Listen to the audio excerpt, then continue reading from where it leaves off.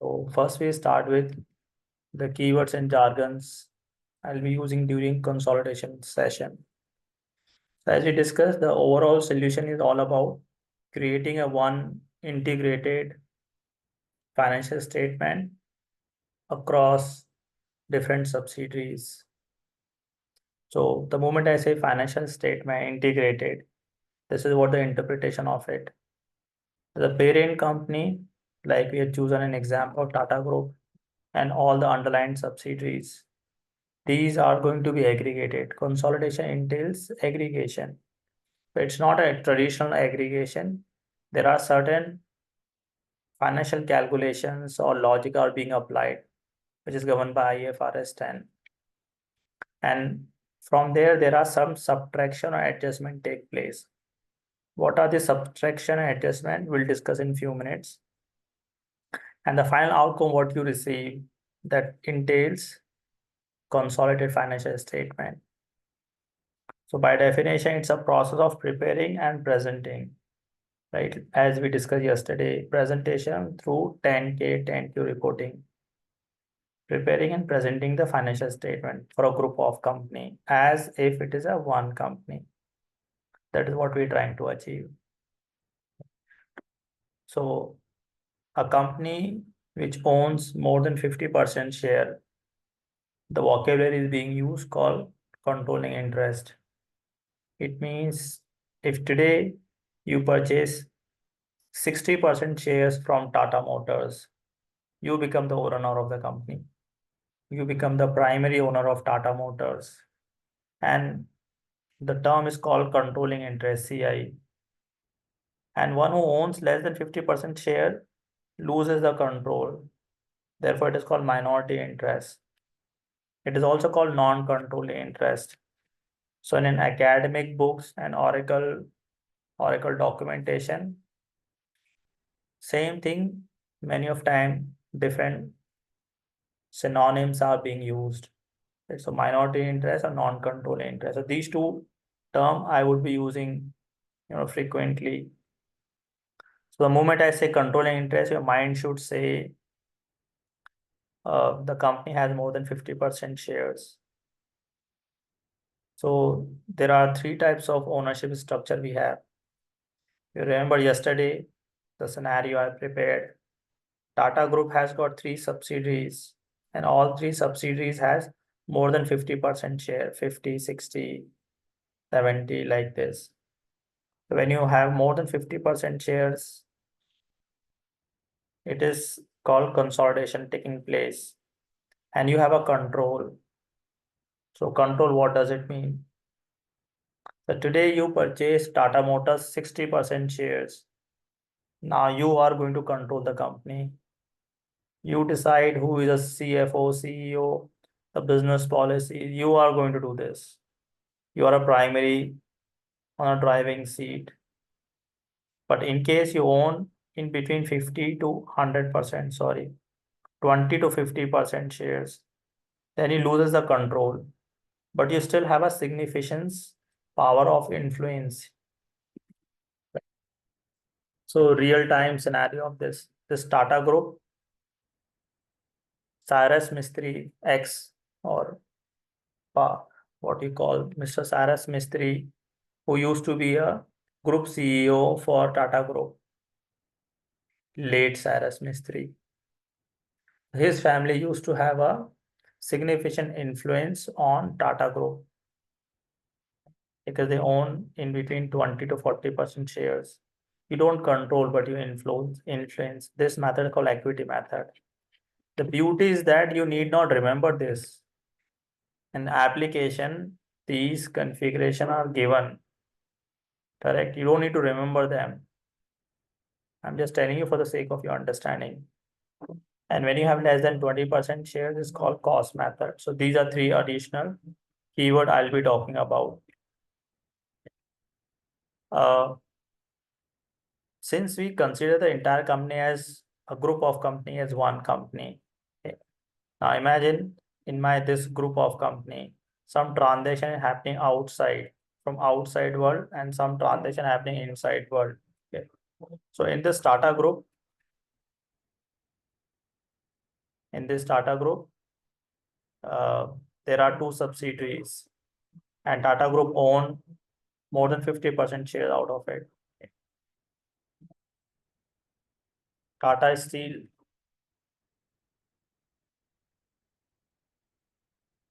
and Tata Chemicals.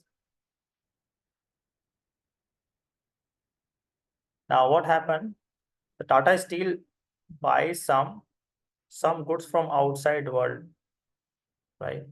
Any goods, any raw material, any goods. So I buy some goods at $1 cost per unit from outside world. Okay, let's say from company A. From company A, we buy goods of $1 per unit. Then in turn, Tata Steel sells this good to a subsidiary company. But this is happening within this circle only. So the circle represents the ecosystem of Tata Group. So Tata Steel buys a good of $1 per unit and in turn sell the same goods to Tata Chemicals. Right? Sell goods at $1.5 per unit. Right? So this kind of transaction, the transaction happening within this circle is called intercompany transaction. Intercompany transaction. And a simple analogy is that you have a money in left pocket. From left pocket, you put money to right pocket. This is a kind of analogy. So the profit we earn over here, the profit of $1.5 per unit, $0.5 per unit. This profit is called intercompany profit, and it is not being recorded. You're selling goods to yourself. You're taking money from left pocket, put into right pocket. That transaction is not called. And the Tata Chemicals in turn sell these goods to third party company B at $2 per unit. So when you record the profitability of Tata Group, this is what we see. Tata Group buys $1 per unit and sells $2 per unit. That is what is being recorded. Anything happen within this group is not being recorded, or maybe recorded but not being used for external financial reporting. This kind of transaction called intercompany transaction. And few minutes before I shown you elimination. So elimination means we eliminate all intercompany transaction. And it is very logical, right? And this is not in theory, it happens. It is happening in India, it happening across the globe. If you remember Nirav Modi case, he's a guy who used to own a jewelry stores across India. He was one of the prominent uh, merchant for diamonds. What he used to do, he buys diamond in a cheap price from different places, and then in turn sell this to the partner company. He has a dummy companies in Europe and some other countries, and buy back the same diamond in 10 times higher price. Same diamond, 10 times higher price, and this become premium diamond, isn't it? So that's not a concept is being used. So the reason it is being eliminated, this is part of our consolidation process, because you're selling goods to yourself. In this process, it is possible then, because this Tata Chemical and Tata Steel, you own this company, Tata Steel and Tata Chemicals. Let's say Tata Group creates lots of superficial or artificial transactions and show artificial profit, right? Now let's say you buy goods in $1 and sell goods in $500, but $100. Your investor will confuse what type of business you are doing. You're buying goods in $1 and selling in $100. You prepare superficial profit, artificial profit. That's one possibility. Or Tata Group is other way all round is also possible. Creates lots of again superficial transaction and show losses. And when you show losses, you try to evade taxes. This is this happens in India, across the globe, in India also. You see all big, big groups, uh, they have their education institutes, their colleges, universities, right? And in Indian law, college, universities, schools cannot be profitable organization. So they prepare a lot of partner companies, do a lot of transaction with them, and this is how they turn the profit.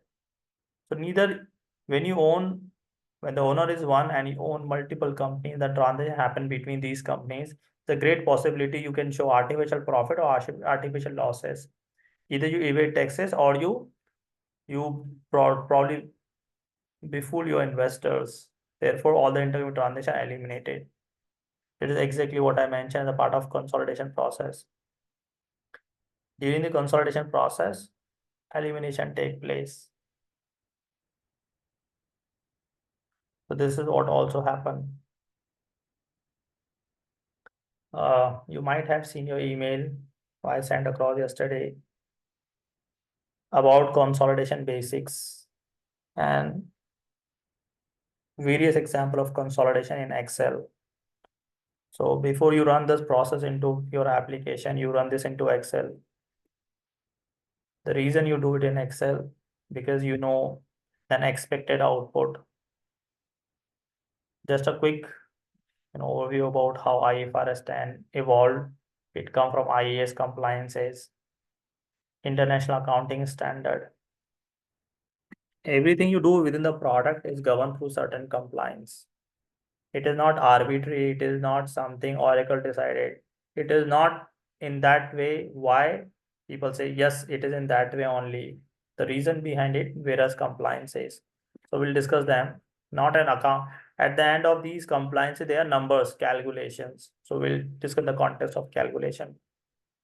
Let's take one story. I have one tiny consolidation story over here. Let's solve this story in Excel. So you get some basic keywords and jargons in a consolidation process. Very simple story. We'll read line by line and convert this story in the context of our calculation. Don't worry, you need not write this calculation. This to be taken care by product, right? All IFRS 10 calculations, IFRS 16, all financial consolidation calculation are preceded, given. You need not reinvent the wheel, right? It is already given. The reason I am telling you this because 70, 60, 70% of your time you spend uh, in validating numbers. So how engine works behind the screen, that is our objective. If you do not know how engine or a calculation went behind the screen, then you're like a robot, like a brick in a wall. So let's step by step with tiny example we understand the concept. So in my story there are two companies. The first company is called Big Bird company, another company called Shelly company. So I put it over here in Excel.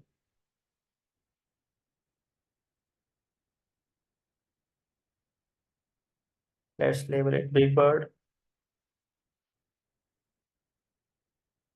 and second company name is Shelly company.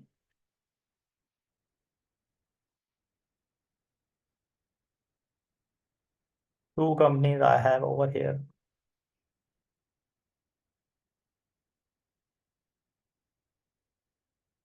Okay. So the Big Bird acquired 90% shares of total 20,000 outstanding shares from Shelley Company. So I write over it. Shelley Company, when you own a company or you acquire a company, what do you acquire? Do you acquire table, fan, chair, right? Shares. Furniture? You don't acquire that. You acquire company share. So this Shelley Company has total outstanding shares. Total outstanding shares. This company has got total 20,000 shares. Correct. Big Bird acquired shares,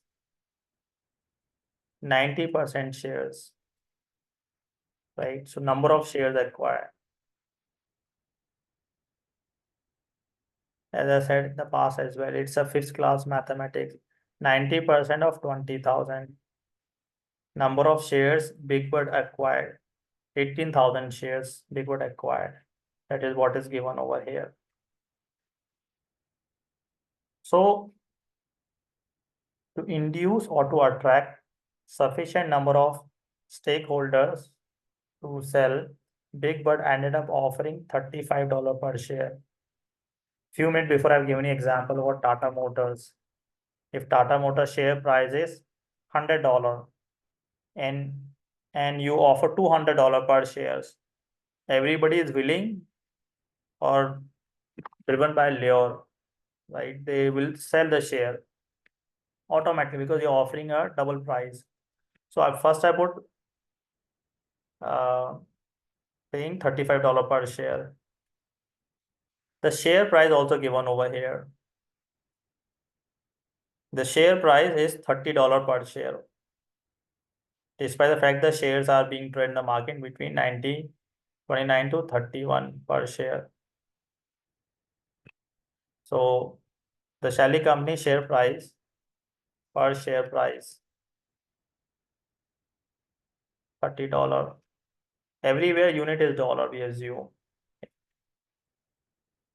There are total 20,000 shares. Big Bird own 90% shares, which is controlling interest. So Shelley Company owns how many shares? 10% share. Obviously, there are total 100% share, total share percent. There are 100% shares, out of which 90% Big Bird own. So remaining 10% Shelley Company owns. I use the driver over here because the moment I make changes, everything will change. So number of shares Shelley Company owns 10% of 2,000, 20,000, obviously. So now what it says to induce sufficient number of share, Big Bird offered $35 per share, right? So $35 per share offered price.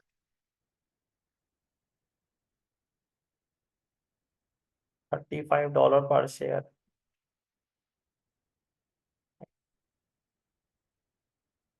So $35 per share multiplied by 18,000 shares. The term is called investment in subsidiary.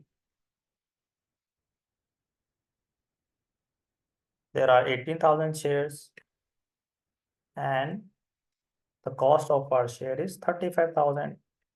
It means Big Bird invested 630,000 in Shelley Company to acquire 90% shares. Simple word. The moment you have 90% share, this become primary company or controlling interest. I would term I use called controlling interest. Big Bird become a controlling interest. I highlight this with a red color, and this become non-controlling interest. And this Big Bird has been sharing the market, trading the market at in between $29 per share to $31. This was the share price, but Big Bird offered $35 per share, $4 or $5 per share extra. So during the week following the acquisition, the 10% non-controlling interest in Shelley Company continue trading between $29 and $31 per share. And therefore, we take average share price $30 per share. So Big Bird offered $35 per share, but the share price is, I already mentioned over here, share price is $30 per share. So it means you offer $5 per share extra, which I can simply calculate.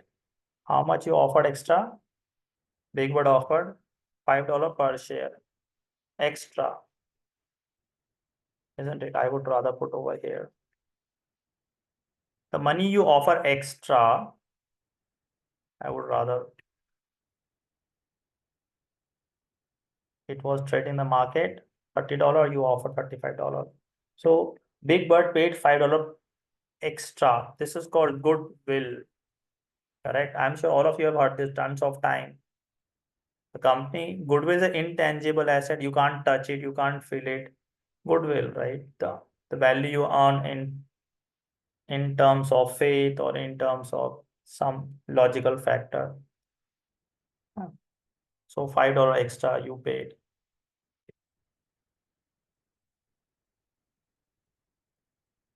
And now, so the company investment $30 per share and number of shares you own. Okay. So Shelly company or non-controlling interest. This Shelly company is in non-controlling interest.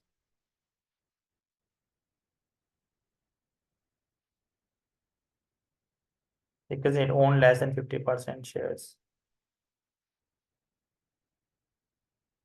So you invest 6 lakh. So the value of 10% shares,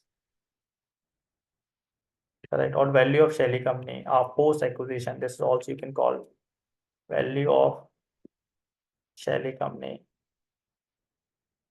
post acquisition. Simple. You own $30 per share and number of shares you own 2000 shares.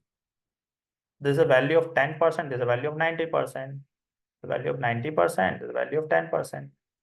The only term we use over here, investment in subsidiary, the money you invest in subsidiary. This is one important term we are going to use. Okay, so now we need to calculate goodwill, which is mentioned over here.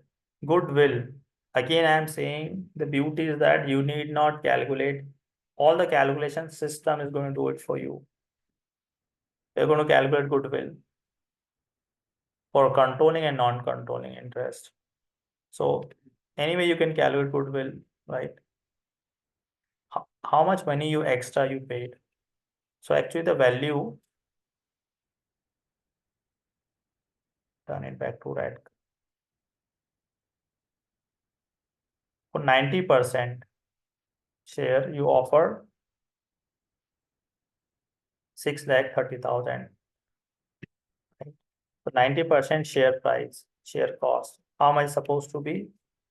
$30 per share multiplied by 18,000 or 80%, 90% of this. Anyway, you calculate. The actual cost of 90% share is 5,40,000, but you offer 6,90,000. So difference is that the goodwill. What is the actual value? This is actual value. How much you offer? You offer this much. So the extra you offer, that is a goodwill, isn't it? So system as part of consolidation process, system calculate goodwill on the own, right? If you have to graphically visualize this, graphical visualization is this. You have a Big Bird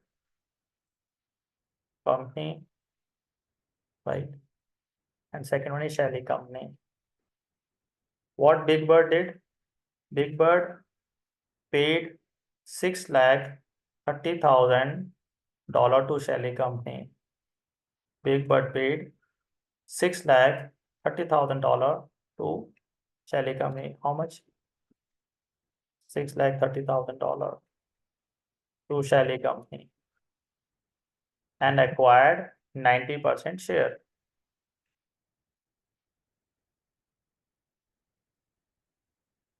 right? Imagine this transaction happen. This transaction happen on 31st of March, isn't it? So on 1st of April, next working day, closing hours. On 1st April, okay, Big Bird become a controlling interest. Big Bird owns 90% shares, become a controlling interest is the right in short, and Shelly company still own 10% share,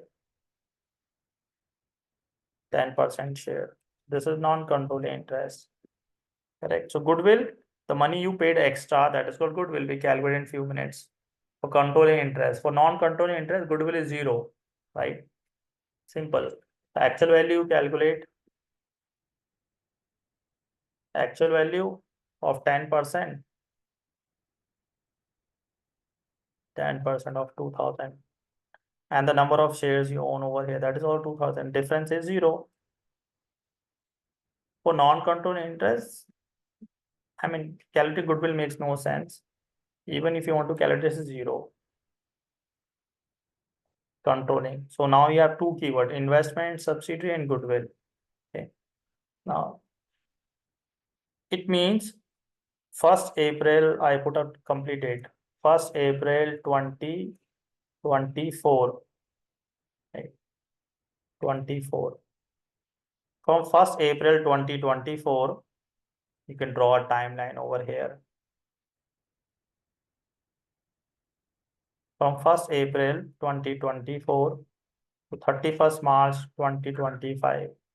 During this period, 1st April 2024 to 31st March 25. Right. During this period, Shelly company net profit or the company earned $10,000. Right, post acquisition company earned $10,000. But in $10,000, there are two owners of this company right now. One is controlling interest, one is non-controlling interest. In $10,000, 90% claim of this $10,000 claim Big Bird has. So 90% of 10,000, how much? 9,000. 9,000 goes to Big Bird pocket, and 10% Shelly company continues to own, isn't it? So 10% of 10,000 is 1,000. So it means whatever company Shelly company earns from 1st April 2024 onwards, the profit will be split into two pieces. Right? So this is investment subsidiary, and this is called controlling interest income. Non-controlling interest income, which is 10,000, and controlling interest income. Controlling interest income. Right? Whatever you earn, this company will earn, obviously, because there are two owners of this company. One is for primary owner, which we call controlling interest. The profit will be split in two pieces: controlling and non-controlling interest. Okay, now imagine further, before acquisition, this company, before acquisition, so I put the before 1st April, anytime before 1st April 24. The Shelly company, in their books, in their account, they have cash into their accounts or cash in hand. How much we invested? 6,30,000. So in their cash account, they have got $10,000. Okay. Before acquisition. So whatever all asset and liabilities Shelly company has will transfer to Big Bird. Will transfer to Big Bird. Shelly company has got 100% ownership on Big Bird has 100% ownership of Shelly company assets. It means post acquisition, Big Bird has a claim on this 10,000 as well. This is called pre-acquisition profit, and your investment will reduce automatically. And this is very common example used in your day-to-day life, correct? Where, for example, you are purchasing a car. Okay, let's say on Diwali occasion, uh, Maruti India announces gold coin of worth 10,000 rupees. If you buy a Maruti car, you get a gold coin of 10,000 rupees, isn't it? So you purchase, and the car cost is, because the Maruti 800 car you purchase, car cost is, let's say, 3,60,000 car cost.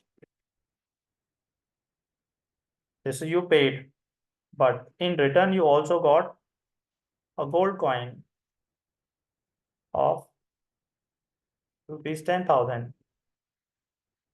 Correct. It means your investment in this asset is 3,60,000 minus 10,000. So your car cost is 3,50,000. So this is pre-acquisition profit. Same thing happened over here. Big Bird invested 6,30,000,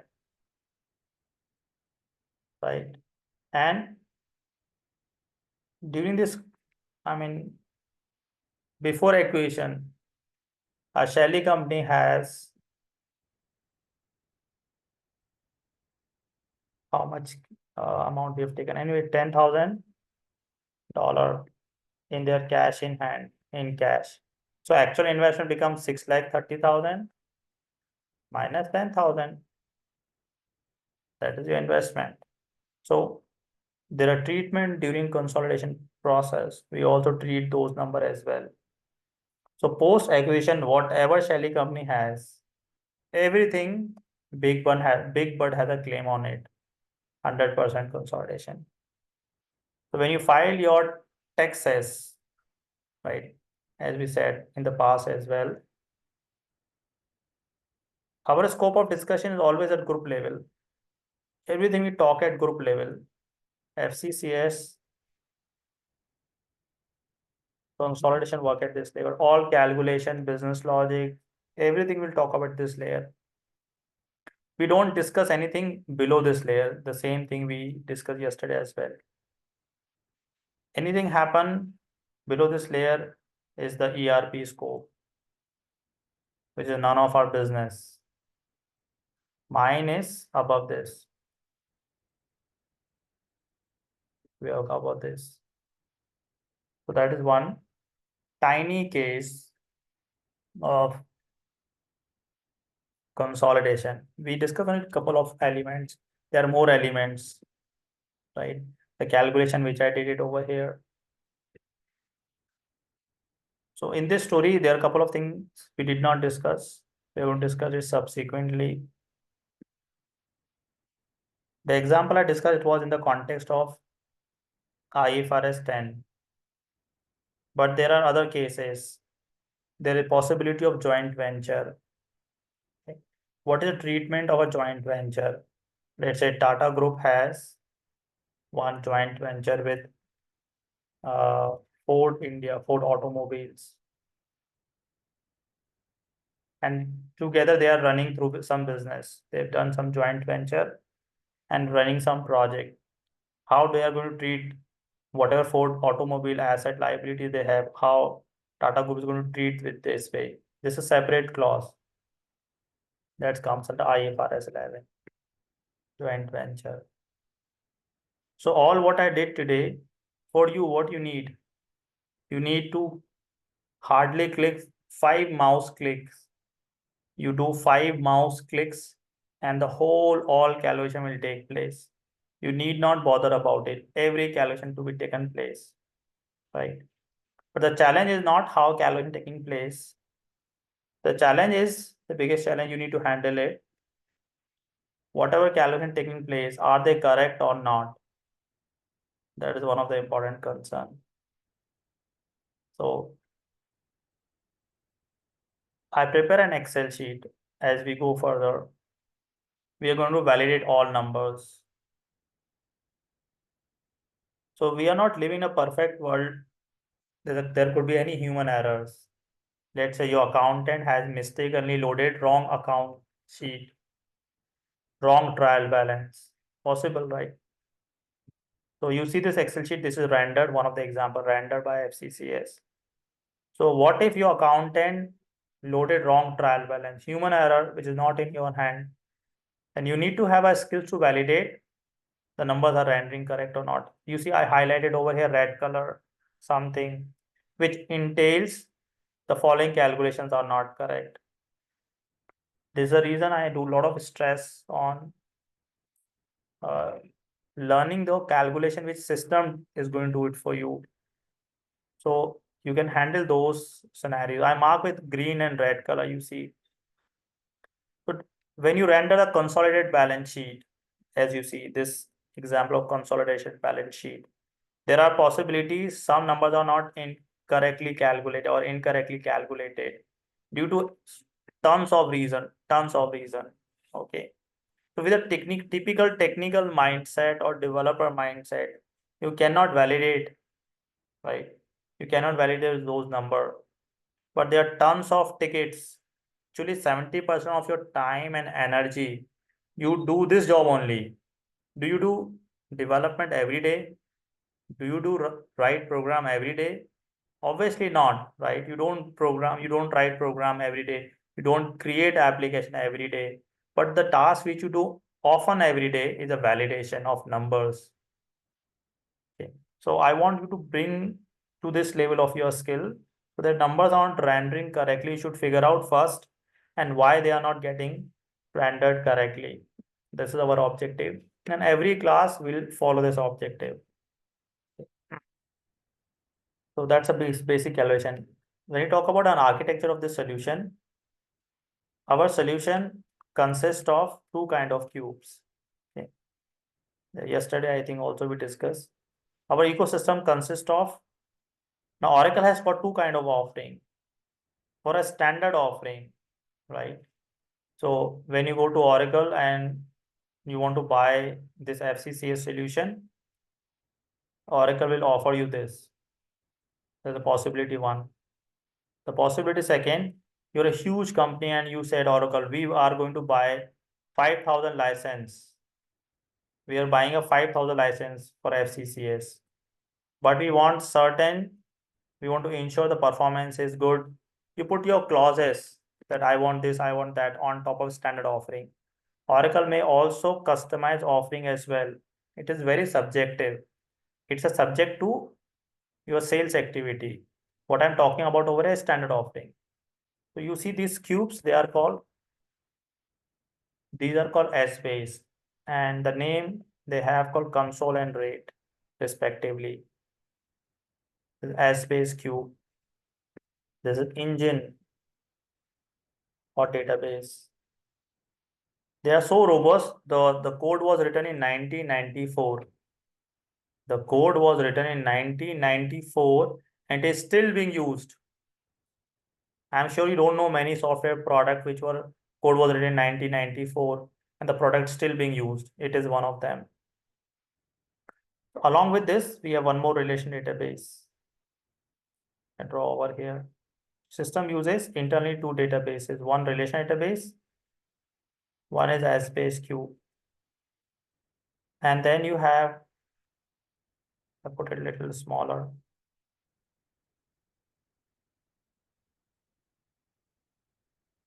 This is Oracle database. I'm writing in short. There's one more database I'm putting outside this ecosystem just below this. This is also Oracle database, but this is used for supplemental data. Supplemental, as the name indicate, to store uh, external information. Okay. So the primary, there are two layers I draw with red and the red color, and there's an interface, user interface on top of this. So interface could be browser based, could be smart view, anything. Okay. I call this FCC as application.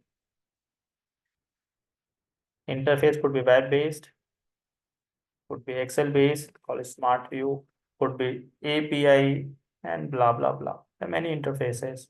Okay. This is behind the screen. So you don't need to bother about this part. It's all.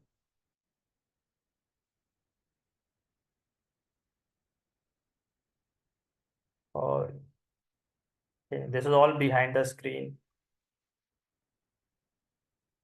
So you only communicate to application. So when you communicate to application, this is what happened. So you see, I draw with two different color. Okay. So you being a user, there are different types of user also we discuss.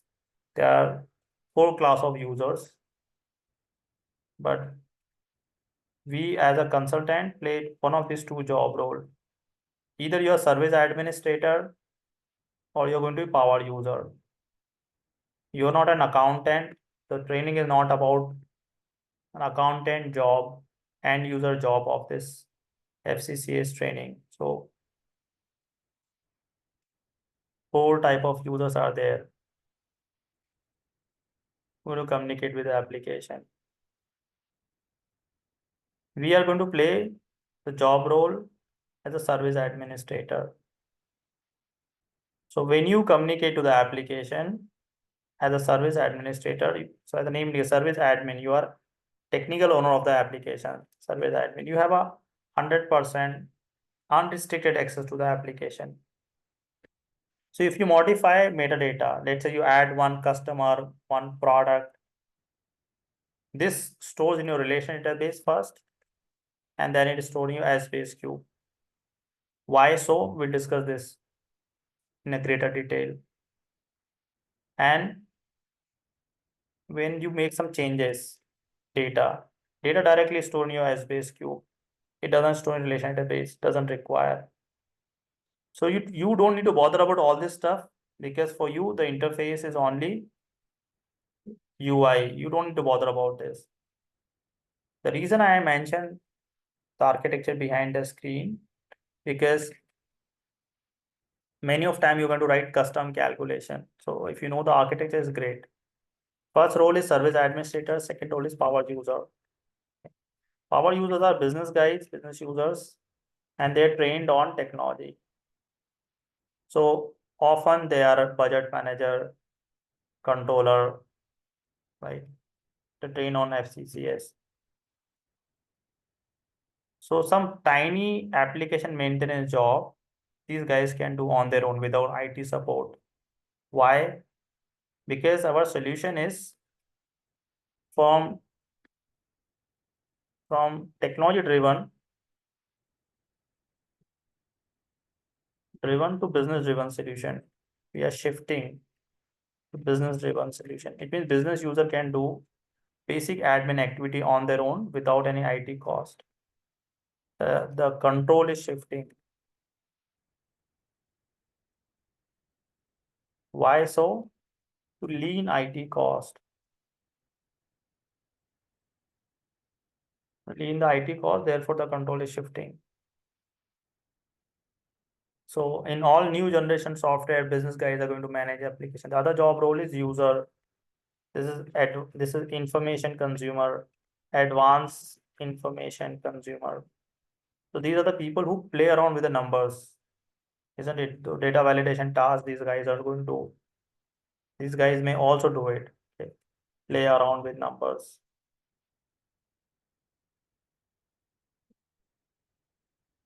We are not going to play this job role. We are not an accountant. And then we have a user viewer. They are absolute end users, right? Those like CFOs, CTOs, CAOs. These guys are super busy people and they do not have time to look at every granular detail. They need quick, actionable information. And from where do they get it? Through dashboards. Okay. So our discussion, our scope of discussion is for these two job roles, right? I'm not going to teach you, neither I have a skills working as a CFO or CTO for a large company. That is not our job. That is business job. Our job is this, our scope of discussion.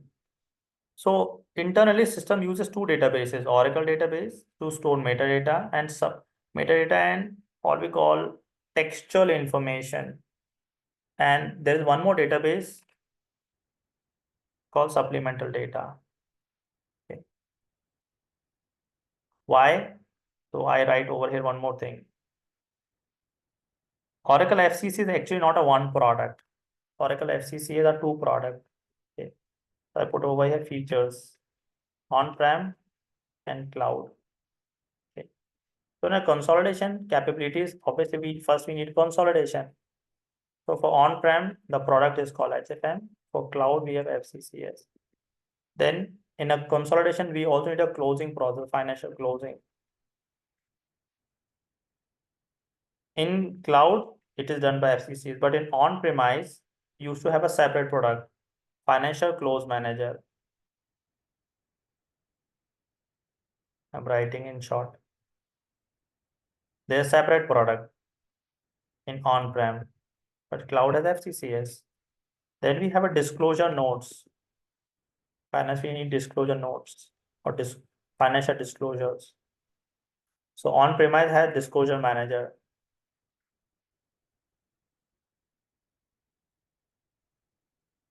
But in cloud, we have one product, FCCS, called supplemental data, what you call over here. Supplemental data. We have inbuilt data integration capability. In on-premise, they used to have separate license previously and subsequently it is same license, FDME, we have data integration, data management. We have data visualization capabilities. On-premise doesn't have anything good. A cloud had dashboards, inbuilt dashboards, isn't it? So FCCS actually is not a one product. Bare minimum, it does job for three product: consolidation, financial closing, and supplemental data. Okay. That is an architecture, big picture. Now, actual hands-on we start from tomorrow. So when we do hands-on, we also prepare a user manual, questionnaires, and so on. That is we start from tomorrow. Tomorrow we learn first hands-on. First, I give you application UI walkthrough, which I planned today. Big picture, what is what. So my technique of teaching, I always talk about keeping some problem and solution. So first, after walkthrough, we do first activity, create application, right? When we create application at the same time, we collect user questionnaires. So I have a comprehensive list of questions which you're supposed to ask, but I won't give you in the beginning itself. I want you to explore, right? First 2-3 days questions. Otherwise, you lose your creativity. It becomes spoon feeding of a training. Collect user questions. Finally, I give a questionnaires list of questions which you're supposed to ask. It is actually available in your Google Drive, isn't it? So that's this question you prepare, you put in your functional design document. Functional design document, user traceability matrix. isn't it? And we have different traceability metrics, like requirement RTM, requirement traceability matrix, what is being required. So at the same time, along with training, you guys can prepare your own documentation, project documentation, isn't it? Probably if you want, you can get it validated by me. So that is the first task. We'll start tomorrow. Create application probably take 2 days. 2 days, tomorrow and day after tomorrow. The next 2 days objective. Right. So that's it for today.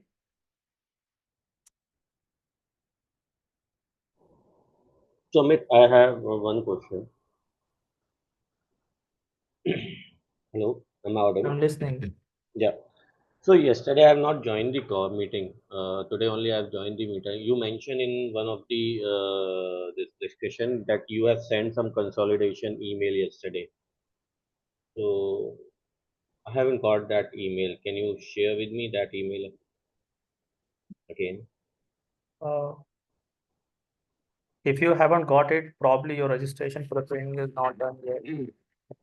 So Mohit will help you to execute this process. Okay.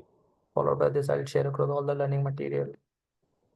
And yesterday recording also we have it. Probably you might have got it, not yet. Mohit will share across to you. Yeah, yesterday recording I got it, but other mails I have not got it. Yeah, Mohit will help you to perform pending activities. So I put you into my distribution list. Okay. Thank you.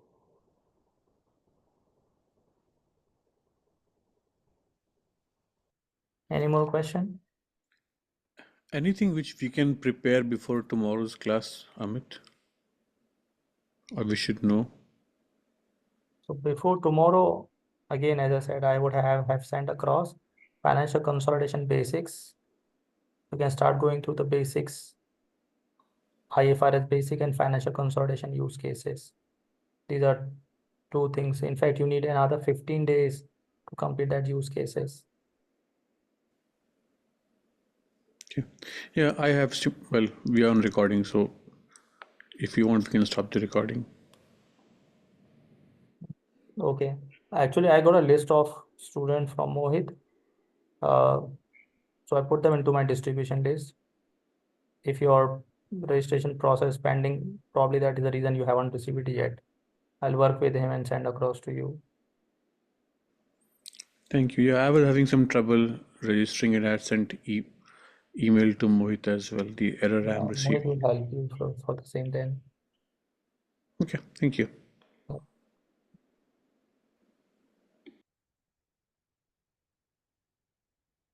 So if no more question, we stop here and we continue tomorrow. Thank you, Amit. Thank you. Thank you.